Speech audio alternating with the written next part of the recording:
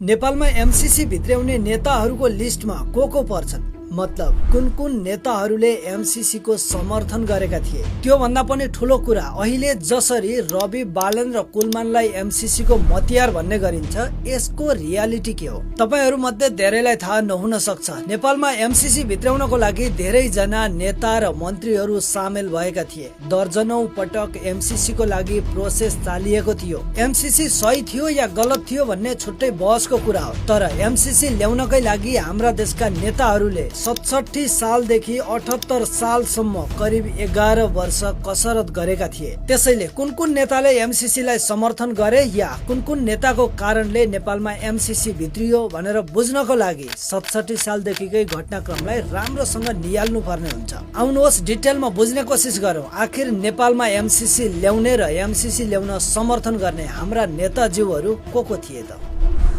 Let me explain. कहानी सुरु हुन्छ आज भन्दा करिब 15 वर्ष अगाडि 2067 सालबाट। त्यो बेला नेपालमा माधव कुमार नेपाल प्रधानमन्त्री थिए भने सुरेन्द्र पाण्डे अर्थमन्त्री थिए। यिनै दुईजना सरकारमा भएको बेला पहिलो पटक नेपालले एमसीसी मा आबद्ध हुन पाइयोस् भनेर चासो राखेको थियो। त्यसको केही समयमै सरकार फेरियो अनि झलनाथ खनाल प्रधानमन्त्री बने, भरत मोहन अधिकारी अर्थमन्त्री बने। यही सरकारको पालामा एमसीसी सँग मिटिङ नोट तयार भएको थियो। फेरि सरकार फेरियो, बाबुराम भट्टराई प्रधानमन्त्री बने, वर्षमान पुन अर्थमन्त्री बने। यही सरकारको पालामा नेपाल थ्रेसहोल्ड प्रोग्राममा छनौट भएको थियो। अब प्रोसेस निकै अगाडि बढिसकेको थियो। त्यसैले यही सरकारले 2068 माघ 27 गते एमसीसी सँग समन्वय गर्नको लागि सम्पर्क अधिकृत पनि नियुक्त गरेको थियो। फेरि सरकार फेरियो अनि खिलराज रेग्मी मन्त्री परिषदको अध्यक्ष बने, शंकर प्रसाद कोइराला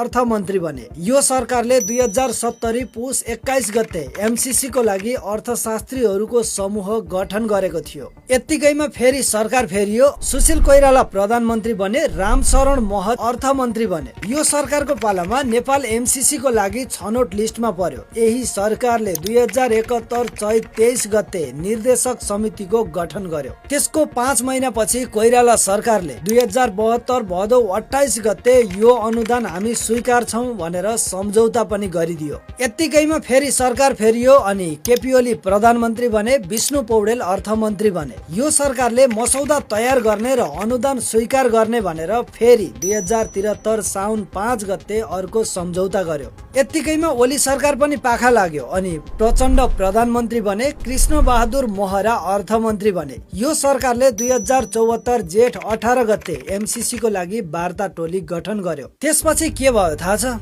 फेरि सरकार फेरियो अनि शेरबहादुर देउबा प्रधानमन्त्री बने, ज्ञानेन्द्र बहादुर कार्की अर्थमन्त्री बने। यो सरकारले 2074 साउन 10 गते एमसीसी स्वीकार गर्नको लागि मन्त्री परिषदमा प्रस्ताव पेश गर्न स्वीकृति दियो। यही सरकारले भदौ 19 गते मन्त्री परिषदले एमसीसी मा सिग्नेचर धस्काउनु पर्छ भनेर निर्णय पनि गर्यो। निर्णय मात्रै होइन, त्यही दिन हतार एमसीसी मा सिग्नेचर पनि गरियो। नेपालको तर्फबाट एमसीसी मा यिनै ज्ञानेन्द्र कार्की ले हस्ताक्षर गरेका थिए। तपाईलाई लाग्यो होला अब यत्तिकैमा कहानी सकिएछ, तर मेन कहानी त अब सुरु हुन्छ। यत्तिकैमा सरकार फेरियो अनि ओली सरकार बन्यो। ओली सरकारले 2075 वैशाख 5 गते एमसीए नेपाल गठन गर्यो। एमसीसी बाट आएको पैसा कहाँ र कसरी खर्च गर्ने भनेर यही एमसीए ले डिसाइड गर्ने सिस्टम बनाइयो। यहाँनिर तपाईले बुझ्नै पर्ने कुरा चाहिँ के हो भने एमसीसी पास भए पनि, एमसीए गठन गरे पनि त्यो बेलासम्म एमसीसी लाई संसदबाट अनुमोदन गरिएको थिएन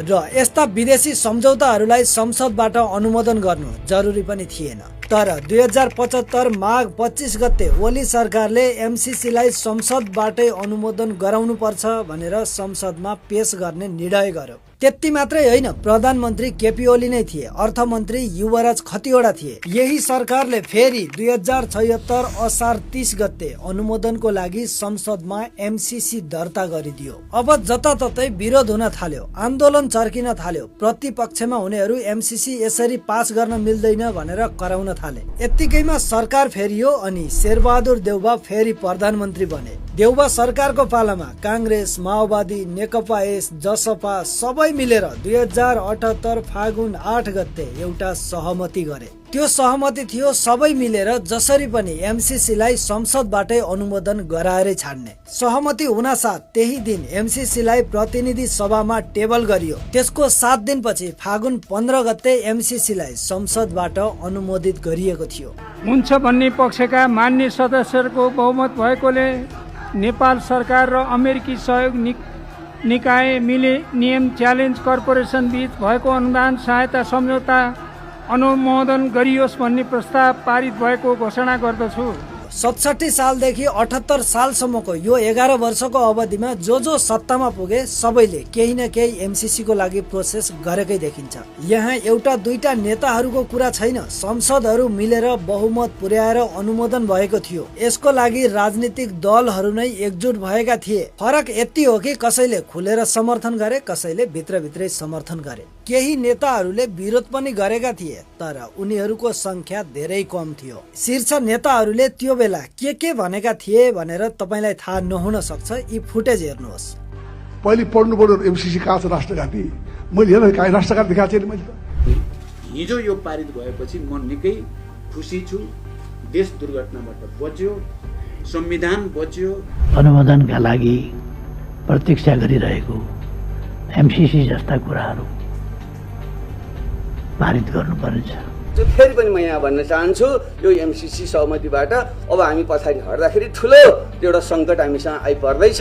अहिलेका राष्ट्रपति रामचन्द्र पौडेलले एमसीसी पास गर्न दलहरूलाई एकजुट बनाउने भूमिका निर्वाह गरेका थिए। गगन थापाले त एमसीसी को बारेमा रोस्टमबाटै मजाले सबैलाई पढाइरहेको भिडियो पनि भाइरल भएको थियो। यसलाई राष्ट्रघाती भनिएको छ। म राष्ट्रघाती भनिएको छ। स्वाधीनता तलमाथि यो सम्झौताको कारणले गर्दा हुन्छ भनिएको छ। कहीँ कतै तलमाथि भयो भने म काठमाडौँको सांसद हुँ। थानकोट कटाइयोस्, नागरिकता खोसियोस्, चारपाटे मुडियोस्, सम्पत्ति विवरण बुझाएको छु। सम्माननीय सभामुख महोदय, कांग्रेस नेता विमलेन्द्र निधिले एमसीसी पास नगरे देशको विश्वसनीयता नै गुम्छ भनेर सपोर्ट गरेका थिए। विश्व प्रकाश र धनराज गुरुङ लगायतका नेताहरूले पनि खुलेरै समर्थन गरेका थिए। सुरेन्द्र पाण्डेले त एमसीसी पास नगरे नेपालको अर्थतन्त्र नै संकटमा पर्छसम्म भनेका थिए। मोहन आचार्यले पनि देश हितमै छ भनेर एमसीसीलाई समर्थन गरेका थिए। ईश्वर पोखरेलले पनि एमसीसी को खुलेरै समर्थन गरेका थिए।